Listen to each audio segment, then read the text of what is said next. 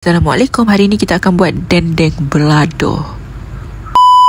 So mula-mula kita kena rebus dulu daging ni supaya senang kita nak tumbuk dia. Sementara itu kita blend dulu bawang merah, bawang putih. Lepas tu kita buat 3 cili besar dengan 5 cili api.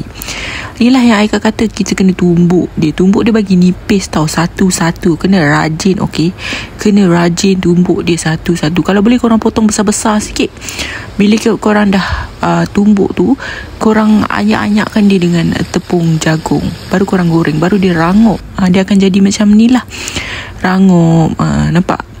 Ini belum makan lagi tau. Kalau dah makan, lepas tu bahan tadi tu kita tumis. Aika suka letakkan kicap manis tau sikit, ganti gula tah. Kenapa rasa macam sedap je.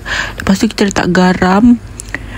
Ni kicap, kita letak garam. Lepas tu kita gaul-gaul dia sampai masak. Kena masak. Kalau tak masak nanti sakit perut, mentret dia kawan-kawan, mentret nanti. So kita masak dia, gaul-gaul lagi, gaul. Lama pula aku ni video ni. Tak apa, kita gaul je. Gaul sampai Abang Jamil. Lepas tu kita tutup api. Masa ni dah tutup api tau. Lepas tu kita gaulkan sekali dengan dendeng kita tu. Dendeng kita buat tu. Dan inilah hasilnya. Kita tunggu waktu berbuka nanti.